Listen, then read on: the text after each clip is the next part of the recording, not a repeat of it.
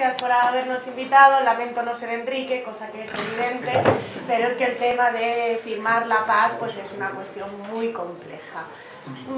No puedo más que retomar lo que venía diciendo el compañero y señalar por qué estoy yo aquí, por qué estoy yo en la candidatura de Unidad Popular. Yo vengo de un espacio, una plataforma que se crea dentro de esta candidatura, este espacio de unidad que se llama Sindicalistas por la Unidad Popular y que la componen un montón de afiliados, de militantes de diversos sindicatos, bastante gente de comisiones obreras, bastante gente de UGT y también bastante gente del sindicato donde yo trabajo, que es minoritario y es COBAS. Y hacemos un programa y nos juntamos todos y acordamos 11 puntos. Y 11 puntos en los que la voluntad de esta candidatura es clara. Esta candidatura es de ruptura. No venimos a la reforma. Venimos a romper, y venimos a romper con un régimen de miseria, de hambre. Además, para mí es imprescindible, y es lo que tú venías señalando, que esto no se quede aquí, es decir, que hagamos un ejercicio de continuidad, que no hagamos solo de Unidad Popular una cuestión de política electoralista, sino de tener un espacio real donde podamos sentarnos a hablar, donde podamos sentarnos a compartir las propuestas que tenemos desde la perspectiva de la ruptura. ¿Cuál es el primero de los caballos de batalla? Proceso constituyente. Nuestra Constitución nos sirve, y no porque no tengamos una buena norma suprema, sino porque la venimos incumpliendo reiteradamente. Y porque además no garantizamos la efectividad de los derechos. No tenemos esa efectividad de los derechos subjetivos. Tenemos un reconocimiento que pasan a ser lo que se llaman derechos fundamentales de segunda, tercera e incluso cuarta generación, y de los cuales el Estado no se hace responsable. Para nosotros el Estado es responsable de la situación del pueblo, porque si no el Estado no sirve para nada más para que alimentar poderes financieros que no solo nos son ajenos, sino que encima nos pisotean. Entonces, nuestro Estado tiene que ser nuestro y nuestro primer mecanismo de defensa. Nuestro Estado no puede ser de otros. En el momento en el que nuestros poderes públicos pasan a manos de poderes financieros y escapan a las manos del pueblo, hemos dejado de tener cualquier protección, vivimos en permanente estado de indefensión y vivimos en permanente estado de guerra. Y no de la guerra en la que nos van a meter después del 20 de diciembre, que ya sabemos que va a suceder, sino la que tenemos aquí todos los días, que es fina también. Yo voy a intentar hacer un poco más, explicaros un poco más qué propuestas concretas planteamos en torno al proceso constituyente. En primer lugar, es garantizar el derecho al trabajo como un derecho subjetivo y garantizado por el Estado. Que todos podamos trabajar y que todos tengamos donde trabajar es una responsabilidad estatal. No, la política de empleo no puede ser la política de empleo que hemos venido viendo todos estos años, que funciona a través de subvenciones para la contratación privada. Eso no es ninguna garantía para el pueblo. Nuestro Estado no puede realizar políticas de empleo basadas única y exclusivamente en la subvención al sector privado. ¿En qué nos repercute? ¿En qué nos reinvierte? Si solo vemos que todas las subvenciones que acaban dando son para el fraude, te dan subvenciones para quitar la contratación temporal y te encuentras que en esas empresas tienes unas ratios de contratación temporal superior a las permitidas legalmente y le seguimos pagando las subvenciones. Y no solo se las seguimos pagando, sino que encima el Estado no sanciona el incumplimiento de su legislación. La última reforma laboral, de la que yo solo puedo decir que es miserable, porque si me detengo y continúo voy a ser muy mal educada, no garantiza bajo ningún concepto el poder sancionador de la autoridad laboral. La autoridad laboral la están dejando una huella de borrajas. No podemos intervenir en los ERES como autoridad laboral. La Inspección de Trabajo no tiene medios, no tiene personal, se cierra la dirección especial, se cierran muchas de las direcciones provinciales para verdaderamente perseguir el fraude. Tenemos problemas de déficit, vamos a empezar a poner multas a quien está delinquiendo. Está muy bien, pero para eso necesitamos efectivos que garanticen que se cumpla la legislación social. ¿Y qué legislación social? Porque desde luego nosotros no queremos cualquier legislación del orden social ni cualquier legislación de las relaciones laborales. Es imprescindible, como veníamos señalando, la derogación de las últimas reformas laborales, yo creo que empezando desde el 2011, que fue la primera reforma del PSOE. Pero es verdad que no es suficiente, necesitamos un estatuto de los trabajadores nuevo. Necesitamos un estatuto de los trabajadores que nos proteja. El derecho laboral, y yo soy muy pesadita diciendo esto, se rige por el principio tuitivo, que es el principio de tutela de los derechos de los trabajadores. No es un orden jurídico cualquiera, esto no es un civil, no hay igualdad de partes, hay una parte que es débil y hay una parte que no es débil, que tiene todo el poder así agarradito en la mano. Bueno, desde que aquí nos legisla Sagardoy, ahora hay una parte que ya no tiene ningún derecho, ya no es que no sea débil, una parte que no tiene ningún derecho, y luego tienes enfrente a Sagardoy agarrándote así bien. Es imprescindible que no legisle Sagardoy en este país en vez del poder legislativo. Aquí, y lo señalaban muy bien, se legisla por la vía del Real Decreto Ley, que llevamos más de 70, que tenemos muchas urgencias en el gobierno de este país. ¿Quién nos está haciendo esa legislación? Nos está haciendo la representación procesal de los poderes financieros. Y seguimos sentados, y seguimos tan tranquilos, y no hemos salido a quemar nada, y deberíamos. ¿Qué entendemos o qué propuestas concretas tenemos en este sentido? Primero, prohibición del despido libre, además prohibición porque es un convenio internacional ratificado por España, el 158 de la OIT, prohíbe en su artículo 4 que se despida sin justa causa. Aquí, yo siempre lo digo, el despido es libre, lo que no es gratis, está casi para ser gratis, con lo de los 33 días y los topes de las indemnizaciones, pero es libre y no se puede permitir que un trabajador pierda su puesto de trabajo por una voluntad unilateral y exclusiva del empresario que no responde a ninguna cuestión causal, que no tiene motivación. ¿De qué manera entendemos que ha de ser así? Una de las cosas que tenemos que recuperar y que contemplamos como programa de manera imprescindible es que el derecho de opción, es decir, cuando uno lo despiden, el derecho de opción entre si quieres el dinero, porque te vas a dedicarte a otra cosa, ahora mismo estás harto y no quieres ver la cara a ese señor, sea del trabajador. Tú has de decidir si quieres la indemnización o quieres reincorporarte a tu puesto de trabajo. Por supuesto, la recuperación de los salarios de tramitación y de los supuestos de nulidad radical, que eso se lo limpiaron, que dio gloria bendita, y ahora muy poquitos despidos nulos tenemos. Muy poquitos despidos nulos. Sobre la jornada, llevamos tantos años diciendo esto, trabajar menos para trabajar todos, ¿no? Pues jornada laboral de 35 horas semanales y vamos repartiéndonos y además vamos teniendo la capacidad de tener vidas, de no ser autómatas, de no ser seres alienados, dedicados exclusivamente a nuestra tecla. Vamos a tener una política de conciliación real. Sobre el contrato, a mí me gustan mucho estos planteamientos del contrato único. Me encanta, me divierte mucho. Yo le haría una propuesta, por políticos que no están hoy aquí. Yo te firmo un contrato único. 55 días de indemnización por despido, ni un solo día de periodo de prueba, sin ningún problema e indefinido. Siempre. Toma, ¿no quieres contrato único? ¡Hala! Fírmamelo. OCDE, COE, no, ninguno de los dos. Entonces, sobre todo estos amigos tan simpáticos, que yo llamo los guapos de la derecha que han salido de la falange, que vienen subvencionados porque vienen subvencionados claramente, ¿no? Por la COE. Entonces, que son simple y llanamente los hijos de aquellos que nos están oprimiendo, que quieren también tomar las instituciones, porque no iban a estar ellos por allí haciendo el tonto y perdiendo el tiempo. ¿Para qué? ¿Cómo podemos llegar a una política de empleo así?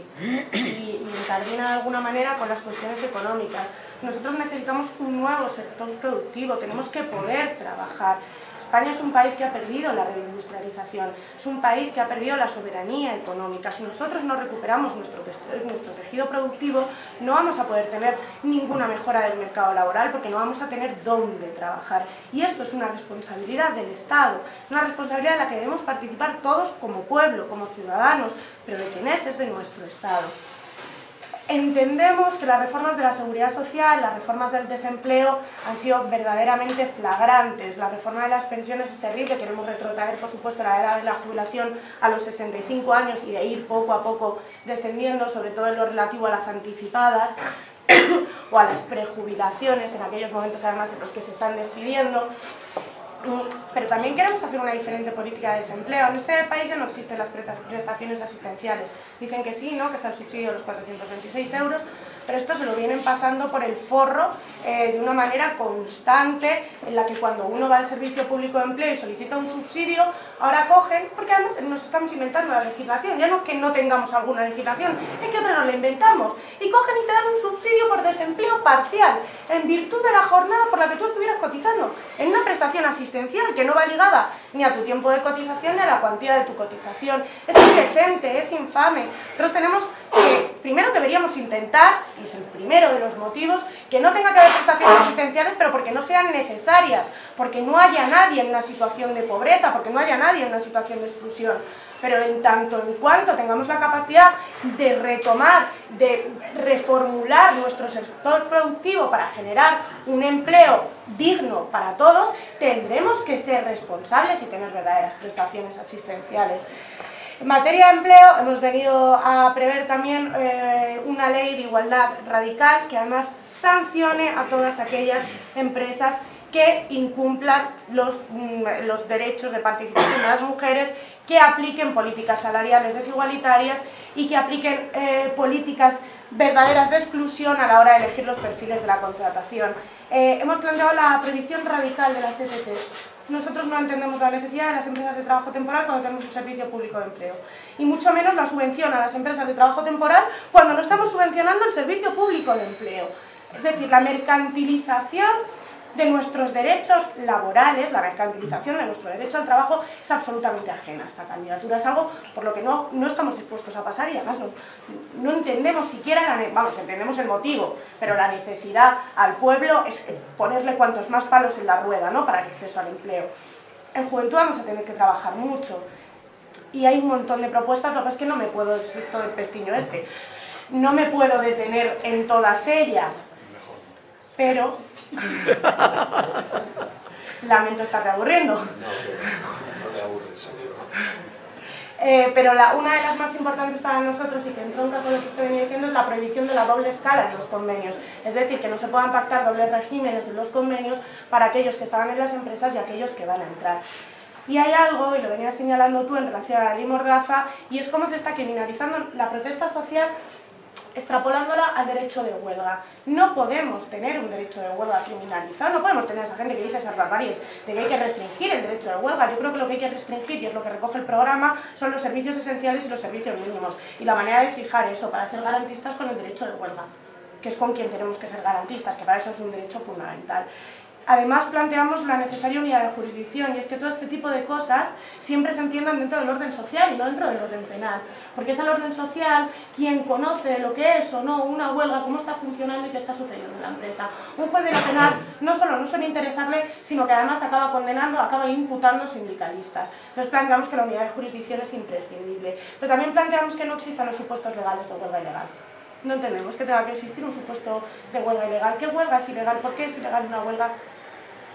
Supresión inmediata de los supuestos de huelga ilegal. Entendemos, y además en relación a la participación institucional o a la participación real, que hay que modificar la relación de la participación de los trabajadores y sus representantes en las empresas. Ello a través de la participación en los consejos de administración y de la propia participación decisoria. Es decir, que los trabajadores puedan decidir sobre la política de su empresa, sobre las políticas de inversión, sobre las políticas de promoción en su empresa, y que no se pueda tomar ninguna decisión sin ellos. Porque al fin y al cabo su empresa sin ellos no va a saber hacer nada, no va a poder hacer nada. Para poder generar este nuevo modelo de relaciones laborales, de participación real de los agentes sociales y de participación directa de los trabajadores, resulta imprescindible, que era lo que venía diciendo, un nuevo modelo productivo. Y el programa de Sindicalistas por la Unidad Popular decía una cosa muy bonita al empezar. Decía, queremos una Europa de los trabajadores y el pueblo, y si no, no queremos. Nuestra postura sobre la deuda es bastante clara. Lo primero que queremos hacer es la auditoría de la misma y no pensamos pagar nada que en virtud de la legislación internacional se pueda considerar odioso o ilegítimo. No debemos, no pagamos. No podemos supeditar vía reforma constitucional, no con nocturnidad, pero sí con estivalidad o en periodo estival y alevosía. No podemos condicionar nuestros derechos sociales a la reforma constitucional que nos metieron allí guarramente. Es imprescindible derogar la reforma del artículo 135 para garantizar la soberanía de este Estado. Un Estado que no es soberano no es nada, no nos sirve de nada ir a votar, porque no estamos votando a quien nos gobierna, entonces nos da igual.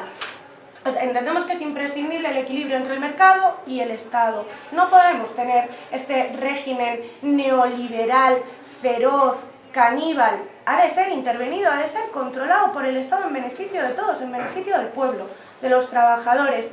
Queremos recuperar el interés público y la propiedad del Estado, la llamada propiedad social, la creación de una banca pública que permita el desarrollo social, que permita proteger a las personas, proteger a los trabajadores. Entendemos que es indiscutible la propiedad y gestión pública de todos los servicios públicos. Aquí no podemos seguir externalizando servicios públicos.